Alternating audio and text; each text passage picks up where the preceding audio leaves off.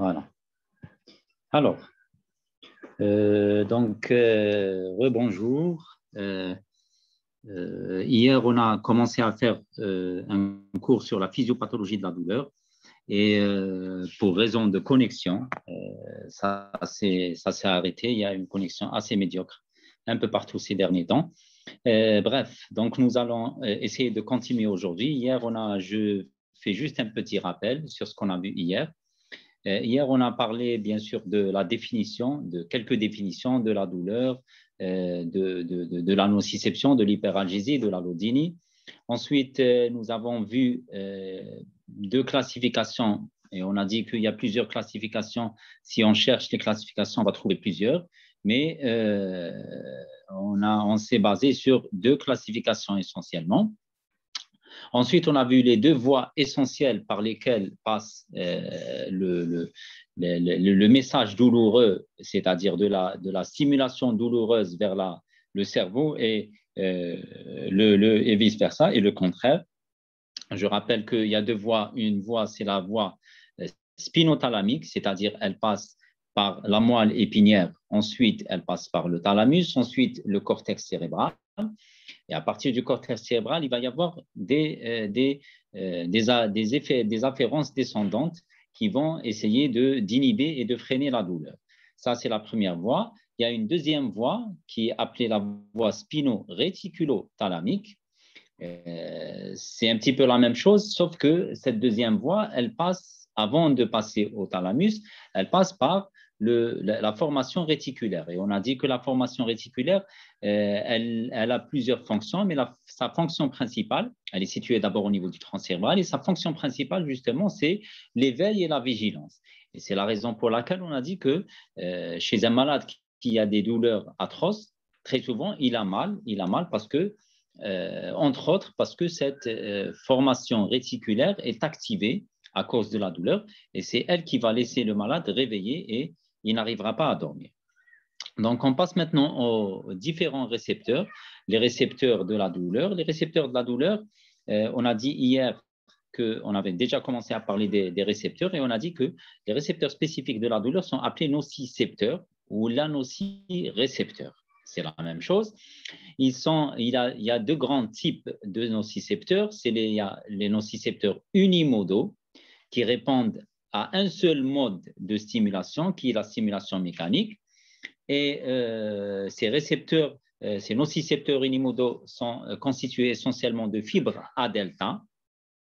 Et nous avons aussi les nocicepteurs polymodaux qui répondent à plusieurs modes de stimulation, pas uniquement les stimulations mécaniques, mais aussi chimiques, thermiques.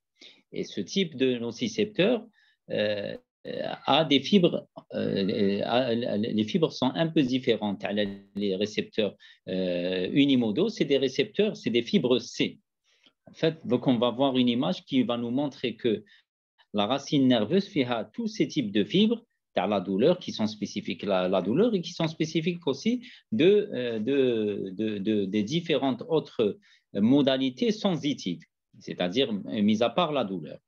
Et le rôle de ces nocicepteurs est le même, que ce soit par le biais des fibres A delta ou par le biais des fibres C. Le rôle, c'est la transduction. Transduction veut dire quoi? Veut dire que quand il y a une lésion ou là, une stimulation douloureuse, eh bien, ce nocicepteur va avoir pour rôle de transformer la stimulation douloureuse en un potentiel récepteur. Et ce potentiel récepteur, s'il est assez puissant ou là il est répété, il va être transformé en potentiel d'action. Et c'est ce potentiel d'action qui va être acheminé le long de la voie spinothalamique ou la spinoréticulothalamique qu'on a vu tout à l'heure. Et on a dit hier aussi que ce potentiel d'action, c'est le seul message que le système nerveux central, c'est-à-dire moelle épinière et cerveau, comprend. S'il y a une stimulation douloureuse, le cerveau et la moelle épinière ne vont pas comprendre cette stimulation douloureuse, elle va être comprise par justement le potentiel d'action. Et le rôle de ces récepteurs, justement, c'est de transformer cette stimulation en un potentiel d'action. Voici un schéma qui nous montre un petit peu les différentes fibres. Tu as une racine sensitive. Et la racine sensitive, on a dit hier qu'elle suit la corne postérieure ou la corne dorsale de la moelle épinière, comme vous le voyez sur le schéma. Alors, sur le schéma, nous avons une racine sensitive. Vous allez voir différents types de fibres. Il y a les fibres A alpha et A bêta. Alors, A bêta, le schéma ce n'est pas schématisé, mais ces fibres A bêta et A alpha, elles se ressemblent sur deux choses. C'est qu'elles sont les deux myélinisées. Comme vous le voyez, il y a des gaines de myéline et elles sont aussi de gros calibre. Ça, c'est un détail anatomique important. On va voir pourquoi. Et vous avez les fibres A delta et les fibres C, les fibres A delta et les fibres C, qui sont les fibres A delta sont de plus petit calibre, mais elles restent myélinisées. Les fibres C sont de petit calibre et ne sont pas du tout myélinisées. Alors, vous savez que quand on a une fibre nerveuse myélinisée, la conduction de l'influx nerveux de la fibre myélinisée, elle est plus rapide. Pourquoi? Parce que l'influx passe d'un nœud de Ranvier à un autre. Les nœuds de Ranvier, je rappelle que c'est ces espaces qui sont situés entre deux gaines de myéline. Donc, le message nerveux sensitif va passer d'un nœud de Ranvier à l'autre, et plus une fibre est myélinisée, plus la transmission de l'influx ou du potentiel d'action est rapide. Elle est d'une part. D'autre part, plus une fibre est de gros calibre et plus la conduction elle est rapide aussi. Donc, si on résume, les fibres A alpha et A bêta, A alpha et A bêta sont responsables du toucher, le tact, et de la proprioception. D'accord? Les deux trucs, les fibres A alpha et A delta.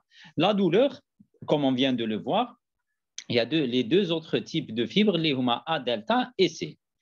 A delta, comme vous le voyez, ils sont myélinisés, mais ils sont de petit calibre. C'est-à-dire la conduction férum, elle est plus rapide que les fibres C, parce qu'elles sont myélinisées, et parce que aussi elles sont de plus gros calibre que les fibres C. Mais si on compare avec les fibres A alpha et A delta, la conduction férum, elle est plus lente, elle est beaucoup plus lente. D'accord?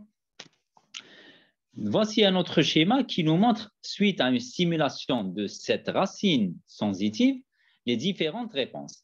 Étant donné que les fibres A alpha et A bêta sont de gros calibre et sont bien myélinisées, donc si on voit en l'abscisse, vous avez le temps, et là, vous avez l'intensité de la réponse et la rapidité aussi. Donc, vous voyez que c'est rapide et c'est intense, la stimulation des fibres A alpha et A bêta. Tandis que celle des A delta, elle est plus lente que celle des A alpha et A bêta, mais elle est plus rapide que les fibres C. On a dit tout à l'heure que c'est parce que les fibres A delta sont myélinisées, mais de petit calibre, et les fibres C ne sont pas du tout myélinisées et elles sont aussi de petit calibre par rapport aux fibres A delta. Et c'est pour cela que généralement, on dit que les fibres A delta sont responsables de ce qu'on appelle la douleur rapide, mais la douleur lente, c'est les fibres C, c'est-à-dire ils ont le temps d'acheminer leur stimulation douloureuse. Alors, ça, c'est pour les nocicepteurs. Maintenant, on va passer à un autre chapitre qui est les substances et les médiateurs qui sont sécrétés et qui sont justement responsables de la transmission, parce que le potentiel d'action est avec, mais il y a une transmission de la douleur qui est faite par plusieurs substances et médiateurs. Alors, plusieurs médiateurs et substances, ils sont appelés substances algogènes. Les substances algogènes. Algogène, ça veut dire douloureuse, ça veut dire qui promouvoit la douleur. Donc, il y en a plusieurs. Et chacune a son site de genèse et en même temps son action, le mécanisme de la douleur. Parce que si vous voyez bien, nous avons les leucotriènes, bradykinine, histamine, sérotonine, ATP, les ions H+, les ions K+, l'interleukine 1, substance P, glutamate, prostaglandine. Maintenant, ils ont tous en matière de physiopathologie de la douleur, parce que comme vous le savez, qui mène les bradykinines, qui mène le cotriène, qui mène l'histamine, qui mène l'interleukine, ça c'est des médiateurs aussi de l'inflammation. Et au courant du processus douloureux, quand il y a une lésion tissulaire, quand il y a une blessure ou là, un traumatisme ou là, il y a forcément libération de médiateurs inflammatoires. Ces médiateurs inflammatoires, non seulement ils vont participer à la réaction inflammatoire, mais en même temps, ils vont activer et ou sensibiliser les nocicepteurs. C'est ça le mécanisme, la physiopathologie de la douleur, c'est ça le mécanisme commun.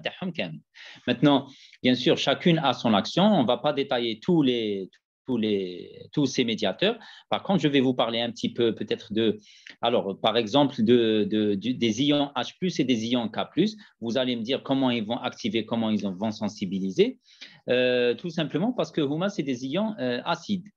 Et il se trouve que dans un milieu acide, les nocicepteurs sont plus, il y a des récepteurs, si on veut, acides au niveau des nocicepteurs. Il y a plusieurs petits récepteurs et parmi eux, il y a des récepteurs acides. Et il se trouve que dans un milieu acide qui est généré, entre autres, par ces ions H+, et K+, les nocicepteurs se retrouvent plus activés, c'est-à-dire ça va, si on veut, ça va sensibiliser les nocicepteurs. Vous avez aussi, par exemple, les bradykinines qui sont un puissant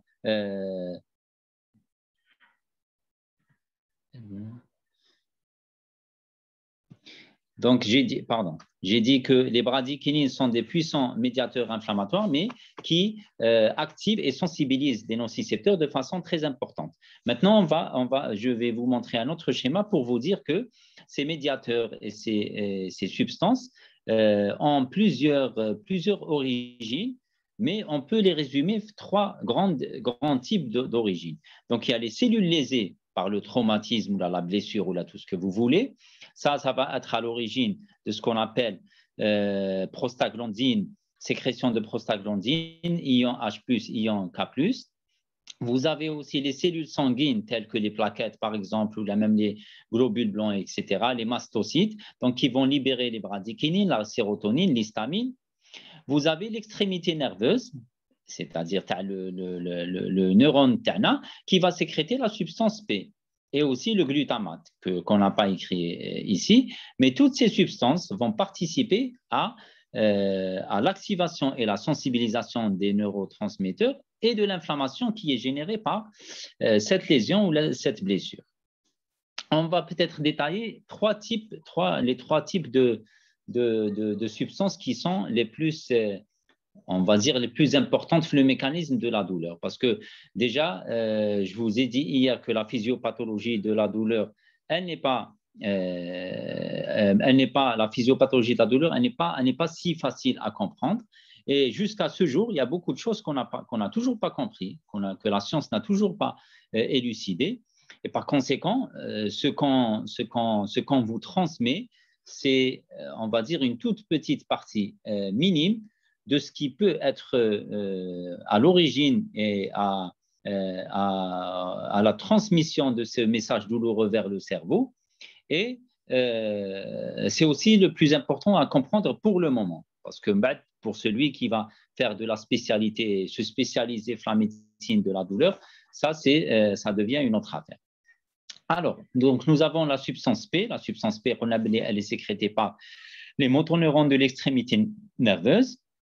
C'est un peptide, c'est-à-dire c'est une association d'acides aminés qui est sécrétée à plusieurs niveaux, c'est-à-dire au niveau périphérique, au niveau de la moelle épinière, au niveau du cerveau. Cette substance P, elle est sécrétée essentiellement par les fibres C de la douleur. Le rôle TAHA, c'est la transmission du message douloureux vers la moelle épinière, mais aussi elle a un autre rôle qui est appelé le réflexe d'Axon. Le réflexe d'Axon, c'est quoi exactement? On a vu tout à l'heure, parmi les substances qui sont sécrétées, il y a l'histamine qui est sécrétée par le mastocyte. au courant de la blessure ou au courant de l'agression ou du traumatisme. Donc, je reviens sur ce schéma. Donc, l'histamine, c'est aussi parmi les substances qui sont sécrétées. Eh bien, il se trouve que quand une fibre nerveuse, qui met les fibres C, est imprégnée d'histamine, c'est-à-dire l'histamine, elle va se fixer un peu partout la fibre nerveuse hélique, la substance P, elle va agir comme étant un stimulus électrique. Ça veut dire, bon, je vais revenir sur le schéma Hadaya qu'on a vu tout à l'heure pour vous expliquer mieux.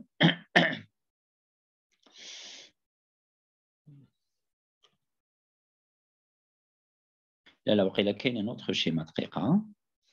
Et voilà.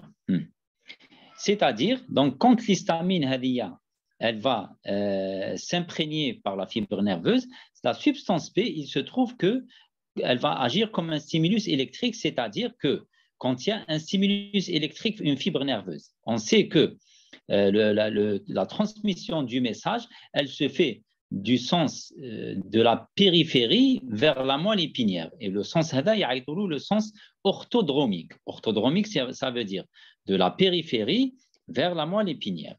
Mais quand elles sont imprégnées d'histamine, la substance P Hadiya, elle va agir dans les deux sens, c'est-à-dire elle va partir de la périphérie vers la moelle épinière, mais elle va revenir vers la périphérie. Comme le Kima, comme tu vois, les flèches qui montrent que la substance P, elle va revenir dans le sens contraire. Et c'est ça ce qu'on appelle le réflexe d'axone. C'est important de savoir ça parce qu'en fait, quand la stimulation part par là, elle va revenir, ça veut dire que les autres cellules et les différents médiateurs vont être restimulés une autre fois. Et ça va créer ce qu'on appelle une sensibilisation. Elles ont été activées une première fois, quand il y a eu le réflexe d'axone, et elles vont être sensibilisées. Une fois qu'ils sont sensibilisés, ça va nous donner, il va y avoir ce qu'on a vu la définition, l'hyperalgésie. L'hyperalgésie, oui, on a un même stimulus qui va nous donner une douleur X, le moment. Si on refait le même stimulus, la même stimulation, on va dire 10 minutes après ou 15 minutes après, elle va être encore plus douloureuse parce que la périphérie, elle a été sensibilisée grâce à ce réflexe d'axone. Et c'est ça ce qui fait que, ce qui explique un petit peu ce réflexe d'axone qui est médié par ce qu'on appelle la substance P. Donc, il y a la substance P. Maintenant, vous avez aussi un autre acide aminé, ou un autre peptide qui est appelé le glutamate. Le glutamate, c'est aussi un des médiateurs les plus importants. Alors, je n'ai pas dit juste que ça, c'est ce qui se passe au niveau de la moelle épinière et au niveau de la périphérie pour la substance P, mais on a vu tout à l'heure qu'elle est sécrétée à plusieurs niveaux, c'est-à-dire la même chose se passe au niveau cérébral, où même le cerveau, il peut être encore une fois sensibilisé, et ça veut dire qu'il va percevoir la douleur, le cerveau et le cortex cérébral en particulier, notamment le cortex insulaire et le cortex cingulaire. Ils sont responsables un petit peu de la perception de la douleur. Et ils vont être aussi sensibilisés au niveau cérébral. D'accord? Ensuite, donc, on a dit le glutamate. Le glutamate, c'est aussi un autre peptide ou un autre acide aminé qui est sécrété à plusieurs niveaux. Et le glutamate, contrairement à la substance P, il est médié par les fibres A delta, chez les fibres C, et qui a pour rôle la transmission du message douloureux de la moelle épinière vers le centre. La substance P, elle va nous transmettre le message douloureux de la périphérie vers la moelle épinière, mais elle va aussi être sécrétée à plus haut niveau, c'est-à-dire thalamus et cerveau. Mais le glutamate, il va assurer, c'est-à-dire il va être le relais de la substance P et va transmettre le message douloureux de la moelle épinière vers le centre ou vers le cortex cérébral via deux grands types de récepteurs, les récepteurs NMDA et les récepteurs AMPA. Et les récepteurs sont importants parce qu'il y a des médicaments qui sont, on va dire, antagonistes de ces deux types de récepteurs. Je donnerai comme exemple, bon, ce n'est pas la peine de retenir ça, mais je donnerai comme exemple la kétamine ou le néfopam qui agissent justement à ce niveau-là, c'est-à-dire c'est des antalgiques qui vont bloquer les récepteurs pour que le glutamate ne fasse pas son action à ce niveau-là. Et ça veut dire qu'ils vont bloquer un petit peu la transmission de la douleur. Et troisième type de substances, c'est les prostaglandines. Donc, il y a les trois substances Hadouma que je vous demanderai de retenir un petit peu le mécanisme. Donc, les prostaglandines, quand il y a bien sûr lésion au niveau membranaire, alors les prostaglandines, on va dire, c'est si on veut, c'est les médiateurs les plus puissants en matière d'inflammation. D'accord. Et cette inflammation qui m'a dit tout à l'heure, d'ailleurs plusieurs auteurs, mais ils relouchent inflammation, ils relouchent soupe inflammatoire, parce que quand il y a une inflammation, tellement il y a beaucoup de médiateurs et beaucoup de substances qui sont sécrétées, ça devient une soupe, c'est-à-dire qu'il y a plusieurs ingrédients. Et c'est pour ça qu'on l'appelle la soupe inflammatoire. Mais les prostaglandines Hadouma, c'est les trucs qui promouvoient le plus l'inflammation. Donc, lésion tissulaire, elle va mettre à nu les phospholipides membranaires de la cellule qui a été lésée, qui va, grâce à ce qu'on appelle la phospholipase A2, être transformée en acide arachidonique. L'acide arachidonique, il va être, grâce à la lipooxygénase ou la cyclooxygénase, être transformé soit en leucotriène, soit en prostaglandine ou la thromboxane A2. Les HUMA, ils vont encore activer et sensibiliser plus les récepteurs et la transmission de la douleur. Les prostaglandines agissent surtout au niveau périphérique. D'accord. Bon, ce que vous devez retenir, c'est ces trois types de médiateurs. Les prostaglandines, pour leur action puissante sur la transmission de la douleur et l'activation, sensibilisation des récepteurs, la substance P et le glutamate. Maintenant, la douleur a été transmise au niveau du cortex cérébral. Il va y avoir quoi? Le cortex cérébral, le cerveau ne va pas rester les bras croisés. Le cerveau ne va pas rester les bras croisés, il va essayer d'inhiber et de freiner cette douleur. Comment il va faire? Il y a deux grands types de mécanismes. Il y a une inhibition de la douleur qui est segmentaire et qui se passe au niveau de la corne postérieure de la moelle épinière. C'est la première, c'est-à-dire la douleur quand elle est transmise au niveau de la moelle épinière, déjà à ce niveau-là, il y a l'inhibition peut commencer déjà à partir de la moelle épinière. Et à partir du cerveau, il y a des contrôles inhibiteurs descendants, CID, c'est contrôle inhibiteur descendant, par des stimulations nociceptives et par des stimulations cérébrales. On va voir ça en schéma. D'abord, on commence par le gate control. Le gate control, c'est porte, c'est la théorie de la porte. C'est ce qui se passe, c'est l'inhibition segmentaire qui se passe au niveau de la moelle épinière. Bon, si vous voyez bien le schéma Hadaya, donc vous avez les fibres A, delta et C, qui transmettent la douleur via la substance P, et vous avez juste au-dessus les fibres A alpha et A bêta. Il se trouve que quand il y a stimulation douloureuse, ou la stimulation, en tout cas lésion tissulaire, ou tout ce que vous voulez, c'est toute la racine nerveuse, c'est-à-dire non seulement les fibres A, delta et C qui sont activées, mais aussi les fibres A alpha et bêta qui sont activées aussi. Hadouma, vous allez me dire que c'est pas Hadouma, bien sûr, même s'ils sont activés, ils ne transmettent pas la douleur. Hadouma, ils transmettent le tact et la proprioception, mais la douleur, elle est transmise bien sûr par les A, delta et C. Maintenant, la stimulation simultanée de ces deux types de fibres, A alpha et A bêta, il va y avoir un niveau où il y a un interneurone, les fibres A alpha et bêta, vers le récepteur au niveau de la moelle épinière. Le récepteur, bien sûr, tu as les fibres A, alpha et C. Ça arrive au niveau de la corne postérieure de la moelle. À partir de là, il y a un autre neurone qui va prendre le relais et monter vers le thalamus ou la formation réticulaire. Et bien, c'est à ce niveau-là que cette stimulation, tu as les A, alpha et bêta, elle va agir et inhiber au niveau de la corne postérieure, au niveau de la moelle épinière et au niveau de la terminaison nerveuse, les fibres A, alpha et C, la stimulation douloureuse. D'accord? Donc, ça, c'est le premier type d'inhibition qui se passe au niveau de la moelle épinière. Vous avez ensuite les voies descendantes. Les voies descendantes, donc il y a une inhibition ou un contrôle qui se fait au niveau de la moelle épinière. En bas, il y a un autre qui se passe au niveau du cortex cérébral. Et à partir de là, il y a des neurones, bien sûr, qui vont le cortex cérébral descendre.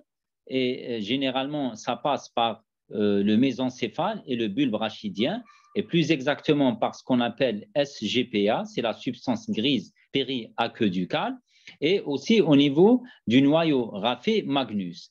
Et ces deux noyaux, ils vont sécréter des substances inhibitrices qui vont inhiber justement au niveau de la corne postérieure la transmission de la douleur par les fibres A delta et C. Donc, ce que vous voyez en vert, c'est les contrôles inhibiteurs diffus induits par des stimulations nociceptives. Et ce que vous voyez en mauve, c'est ce qu'on a vu, ce qu'on vient de voir, le gate control, la théorie de la porte.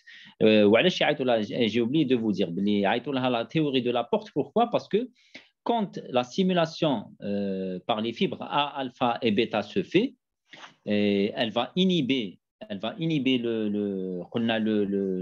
transmission de la delta ou C.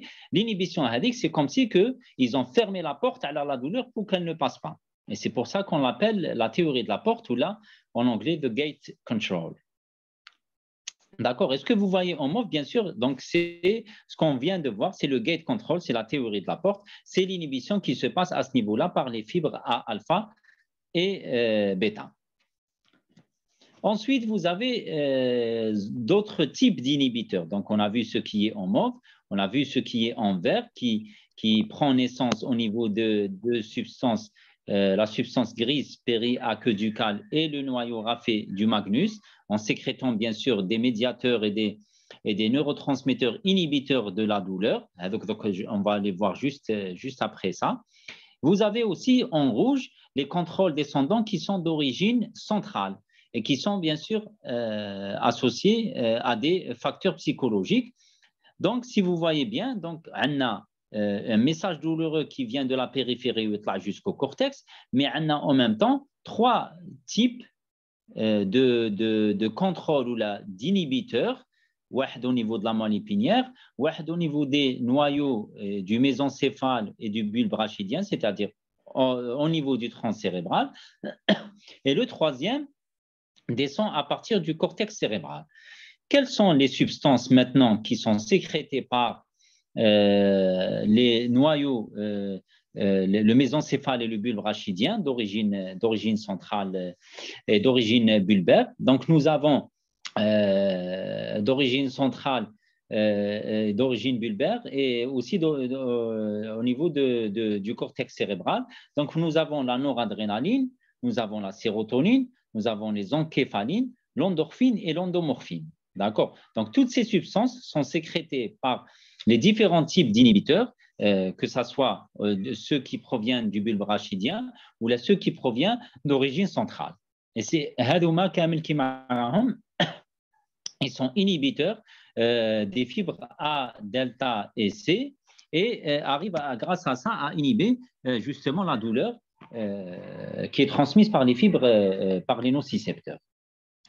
Une dernière planche pour vous parler d'un cas particulier qui est la douleur viscérale, parce qu'une douleur périphérique, tu as un membre ou là tu as une blessure ou là tu as un traumatisme, n'est pas la même que la douleur viscérale. Ce qu'il faut savoir, c'est que l'innervation de tous les viscères, elle est dominée par les fibres C, chez les fibres A delta, mais il faut savoir aussi que les viscères, il n'y a pas de fibres A alpha ou la A bêta, et c'est pour ça qu'ils n'ont aucune sensibilité à la stimulation tactile.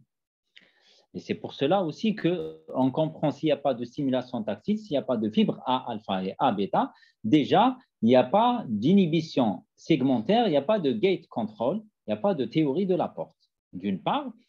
Et aussi, ils n'ont aucune sensibilité aussi aux stimuli thermiques, c'est-à-dire la température, tout ce qui est chaud et froid, mis à part l'œsophage et le rectum. Une dernière particularité de la douleur viscérale, c'est qu'elles sont peu représentées au niveau du cortex cérébral. Vous savez que, et c'est pour ça que je donnerai juste, on va dire, deux exemples. L'exemple de l'infarctus du myocarde, quand il fait un infarctus du myocarde et la douleur elle est au niveau précordial, vous savez que tous les organes sont représentés, il y a une représentation au niveau du cortex cérébral. Et c'est pour ça ce qui explique, par exemple, la douleur fantôme. La douleur fantôme, quand il y a une amputation d'un membre, et le membre n'existe pas, mais la douleur persiste. Chez certains malades, persiste. Pourquoi? Parce que la représentation de ce membre qui a été amputé, elle existe toujours au niveau du cortex cérébral. Et c'est pour cela que le malade ressent toujours une douleur alors que le membre n'existe pas.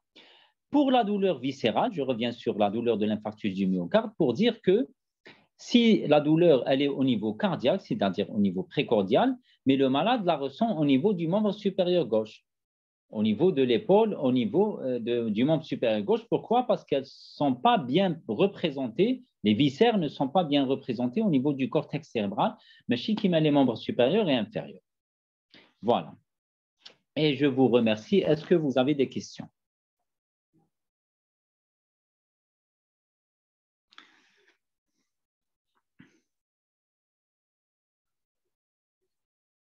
Alors, il y a une question. Est-ce que le contrôle au niveau… je reviens sur la question.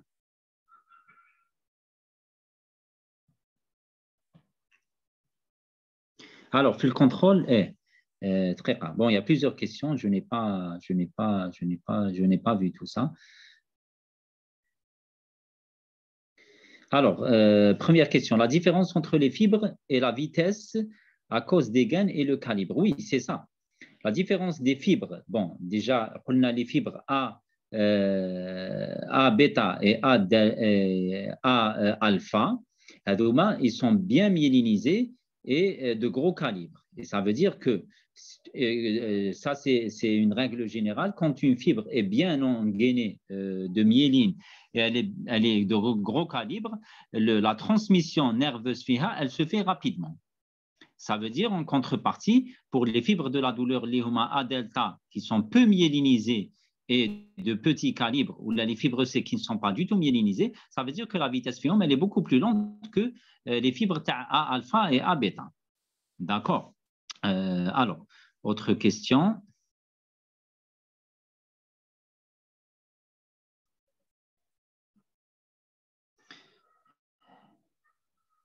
Quel est l'intérêt de ce réflexe d'Axon?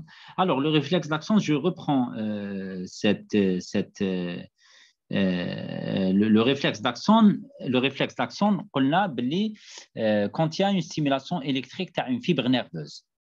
Cette stimulation électrique, elle va partir dans les deux sens. C'est-à-dire, si on prend une fibre nerveuse au milieu, on a une stimulation électrique, elle va partir à droite et elle va partir à gauche. C'est ça la stimulation électrique, tu as le stimulus électrique. Hein. Par contre, s'il y a une stimulation autre, c'est-à-dire avec un neurotransmetteur, ça part dans un seul sens. Mais dans le cas du réflexe d'Axon, le réflexe d'Axon, on l'a tout à l'heure, grâce à l'histamine, la fibre nerveuse ou la substance P, elle peut non seulement la périphérie vers la moelle épinière, c'est-à-dire dans un seul sens, mais grâce à l'histamine et grâce à ce réflexe d'Axon, elle va revenir dans l'autre sens, c'est-à-dire et l'intérêt c'est que elle va en revenant vers la périphérie, elle va augmenter la sensibilité de ces nocicepteurs. Et un nocicepteur qui est sensibilisé, ça veut dire qu'il va répondre à la même stimulation douloureuse de façon plus exagérée. Et c'est pour ça que vous voyez, par exemple, parfois, quand quelqu'un reçoit un coup, bon, il a mal bien sûr sur place, etc. 2 jours, 3 jours après, s'il touche avec le côté où le coup, il va ressentir une douleur, alors que c'est un toucher. Ce n'est pas une autre stimulation douloureuse, ce n'est pas un autre coup qu'il a reçu, c'est juste un toucher, mais ça va lui faire mal. Pourquoi? Parce que justement, à cause de ce réflexe d'action et à cause de la sensibilisation de la périphérie ou là de ces nocicepteurs. D'accord. Alors, sérotonine a un effet antalgique à la fois. Oui, oui. La sérotonine, comme le problème de ces substances et de ces médiateurs, les problèmes, c'est que la physiopathie, la douleur, elle est très difficile. C'est en particulier à cause de ces médiateurs, parce que le même médiateur a plusieurs actions. Il peut avoir des actions qui nous paraissent contradictoires, mais c'est le cas. Il peut, par exemple, le rôle des plaquettes sur la physiopathologie de la douleur. Les plaquettes interviennent aussi, mais vous allez me dire comment et pourquoi la preuve, on ne sait pas. La science n'a pas encore découvert tout ça. Mais ce qu'on sait, c'est que, par exemple, qui met les plaquettes qui interviennent, qui ont un rôle essentiel lié à l'agrégation plaquettaire, mais ils interviennent aussi sur la physiopathie de la douleur en sécrétant quelques médiateurs. Et ça continue comme ça. Et c'est pour ça que je vous ai dit, il ne faut pas trop rentrer dans les détails. Il faut surtout retenir les 3 substances comme substance P, glutamate, prostaglandine. Mais les autres, bon, bien sûr, c'est toujours intéressant de connaître et de savoir. Mais il y a des choses et qu'on n'a toujours pas compris.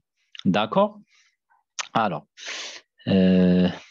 le contrôle de la substance réticulée, c'est un contrôle central ou bien segmentaire? Non. La substance réticulée, on l'a tout à l'heure, elle est située au niveau, du tronc cérébral.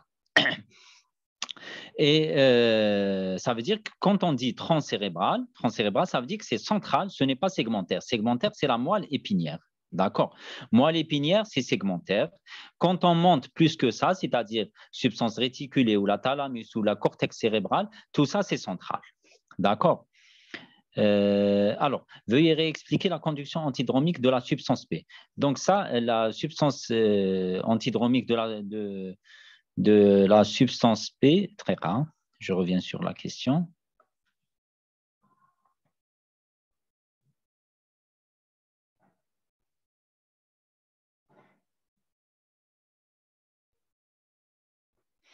Alors, la conduction antidromique de substance P.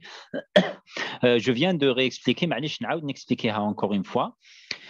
Donc, la substance P, elle est sécrétée au niveau de la périphérie et elle va être acheminée vers la moelle épinière. Ça, c'est le sens orthodromique. Orthodromique, c'est-à-dire de la périphérie vers la moelle épinière. Mais à cause de l'histamine et du réflexe d'axone, la substance P, mais chez les autres substances, la substance P en particulier, elle va revenir dans l'autre sens, le sens antidromique, c'est-à-dire la moelle épinière, elle va revenir vers la périphérie et je le redis encore une fois, c'est pour sensibiliser les récepteurs un peu plus et pour avoir justement plutôt pour avoir, mais pour expliquer un petit peu ce qui se passe quand on a mal un endroit un endroit où on a reçu un coup fait ou là, une blessure qui remonte à 2 jours ou à 3 jours. Une stimulation qui n'est pas douloureuse à ce niveau-là, elle va devenir douloureuse à cause de la sensibilisation et à cause de la transmission antidromique de la substance P. D'accord. Alors, autre question.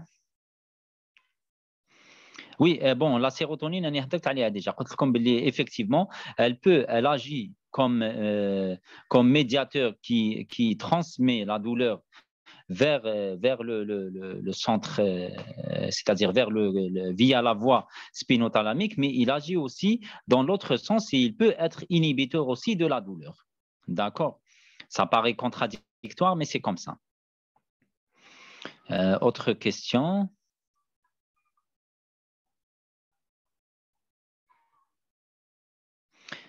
admettre qu'une douleur viscérale s'installe plus lentement et persiste.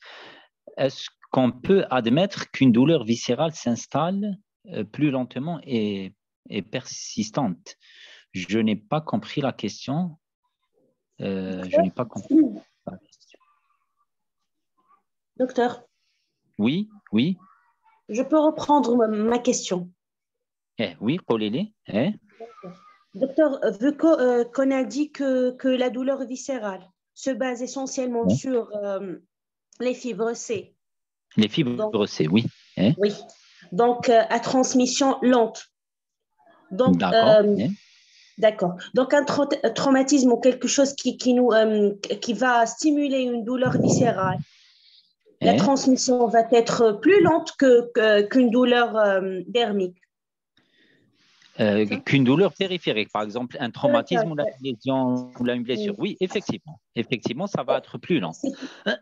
Mais ça, c'est le mécanisme physiopathologique. Il ne faut pas oublier, quand on dit plus lent, ça se passe aussi en millisecondes aussi. Hein. Ce n'est pas plus lent, ça veut dire 1 heure après ou 2 heures après ou là. D'accord. Oui. D'accord. Alors, autre... pardon.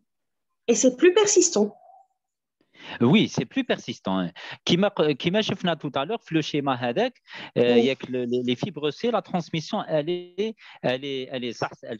vitesse, elle est lente, mais elle dure plus longtemps. Et ça veut dire que même s'il n'y a plus la raison pour laquelle la stimulation a été provoquée, la douleur un peu plus longtemps que par rapport au début de la simulation. Alors, je n'ai pas compris le contrôle segmentaire. Le contrôle segmentaire, on a dit tout à l'heure que qu'il y a une théorie, c'est la théorie de la porte. Et on a dit tout à l'heure qu'une racine nerveuse sensitive fait plusieurs fibres. Fait des fibres qui sont responsables du tact et du toucher, ou fait des fibres telles que les fibres A delta et C. Alors, les fibres du toucher et du tact, les HOMA A alpha et A bêta, il se trouve qu'ils sont stimulés en même temps que les autres fibres, parce qu'une stimulation de toute une racine nerveuse, elle va stimuler toutes les fibres. Elle ne va pas sélectionner uniquement les fibres A delta et C. Et cette stimulation des fibres A alpha et A bêta, il se trouve qu'à un certain moment, un interneurone qui est inhibiteur, qui va inhiber les fibres A delta et C. Et c'est pour cela que quand il y a une stimulation douloureuse au niveau d'une racine nerveuse sensitive, bien sûr, il y a la transmission de la douleur par les fibres A, delta et C, mais il y a en même temps une inhibition qui se fait par le biais des fibres A, alpha et bêta. Et c'est ça ce qu'on appelle le contrôle segmentaire ou l'inhibition segmentaire ou la technique la théorie de la porte ou le gate control qui m'appelle tout à l'heure la théorie de la porte parce que ces fibres A, bêta et A alpha, ils vont quand ils sont stimulés, ils vont fermer la porte à cette stimulation douloureuse. D'accord?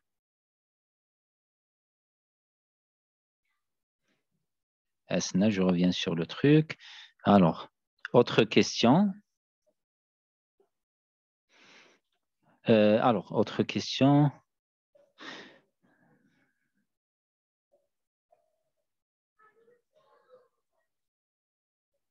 Le réflexe d'action, il existe toujours dans la douleur ou bien dépend d'existe des substances algogènes. Non, le réflexe d'action, le réflexe d'action, qu'on a tout à l'heure, il existe toujours, bien sûr, il existe toujours la transmission de la douleur, mais il y a une seule substance qui a la possibilité de faire le réflexe d'action, lié à la substance P, tout à l'heure. La substance P, on a dit grâce à l'histamine qui va parmi toutes les substances qui sont sécrétées, il y a aussi l'histamine qui est sécrétée par les mastocytes et qui rejoint les récepteurs, les nocicepteurs.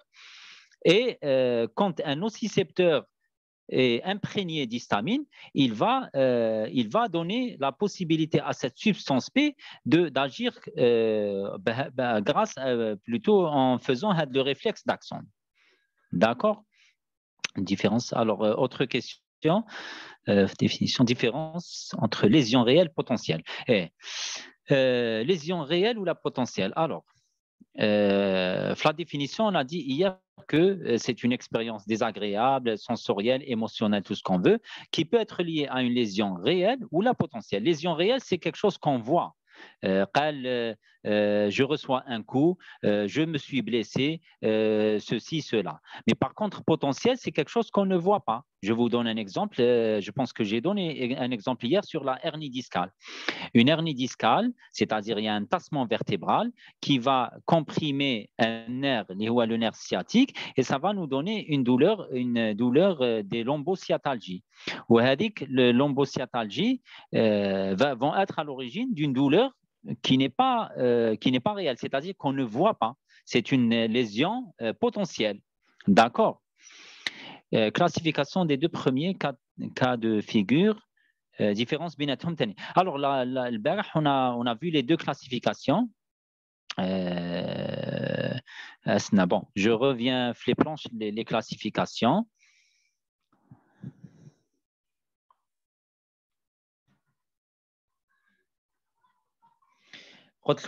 En matière de physiopathologie de douleur ou de douleur, tout simplement, il y a plusieurs classifications qui sont décrites. Donc, vous allez rentrer le truc ou les classifications, vous allez vous rendre compte qu'il y en a plusieurs. Mais là, je vous ai mis deux classifications essentiellement à retenir. Alors, ça. Voilà, je vous ai mis essentiellement deux classifications à retenir. La différence, c'est que Wahda, elle classe les douleurs en fonction du mécanisme d'installation, du mécanisme plutôt, d'installation, mécanisme physiopathologique, en douleur par excès de nociception ou inflammatoire, en douleur neuropathique et en douleur psychogène. D'accord? Donc, le mécanisme physiopathologique n'est pas le même. La douleur neuropathique, il y a un problème au niveau des racines nerveuses. La douleur par excès de nociception, généralement, c'est traumatique, post-opératoire, tout ce que vous voulez. C'est une douleur qui est inflammatoire. Et il y a aussi la douleur psychogène. La douleur psychogène, c'est un truc qu'on n'a pas, qui est difficile aussi à cerner sur le plan physiopathologique. Mais il se trouve que pour une raison psychogène, c'est-à-dire dépression ou tout ce que vous voulez, en tout cas une raison psychiatrique, le malade ou le système nerveux terreau va libérer les mêmes médiateurs que la douleur, c'est-à-dire substance P, etc., etc. Et il va y avoir la même cascade de douleurs et sans qu'il y ait une lésion ça rejoint aussi la définition de la lésion potentielle ou la réelle. Là, c'est une lésion qui est potentielle, elle n'est pas réelle. On ne voit pas de lésion et pourtant le malade ressent une douleur. D'accord. Ça, c'est la première classification que je vous ai donnée. Il y a une deuxième classification, c'est en fonction du mécanisme d'installation. Est-ce que ça s'est installé de façon aiguë ou là, ça s'est installé de façon chronique? Bon, aigu, c'est tout ce qui est traumatisme post-opératoire, etc. Et chronique, ça rejoint tout ce qui est douleur viscérale, nociceptive ou là, les douleurs mixtes. Quand on dit mixte, ça veut dire fait une composante nociceptive, fait une composante neuropathique essentiellement. Donc, mais si on voit les différents types de douleurs, ça, c'est pas, il y a pas, la différence, c'est que c'est en fonction du mécanisme physiopathologique ou l'autre, c'est en fonction du mécanisme d'installation. Mais toujours est-il que elles ne sont pas, elles peuvent être liées, mais l'une ne dépend pas forcément de l'autre. D'accord? Donc, il y a grosso modo la différence entre les deux classifications. Est-ce que je pense que j'ai répondu à toutes les questions? Est-ce qu'il y a d'autres questions? Est-ce qu'il y a quelqu'un à qui je n'ai pas répondu?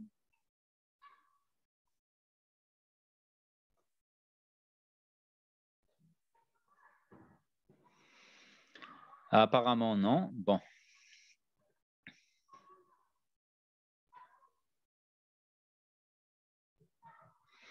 Je pense qu'on a fini le cours.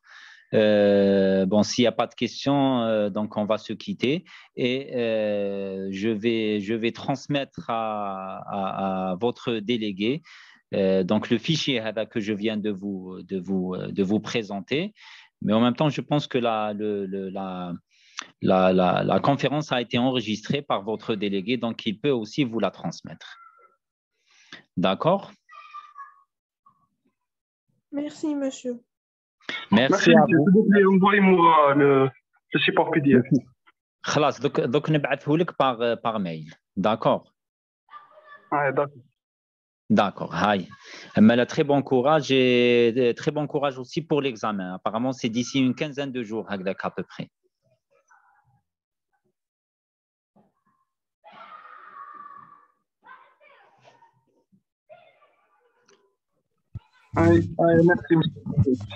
Merci. Merci. À très bientôt, Inch'Allah. Bislama.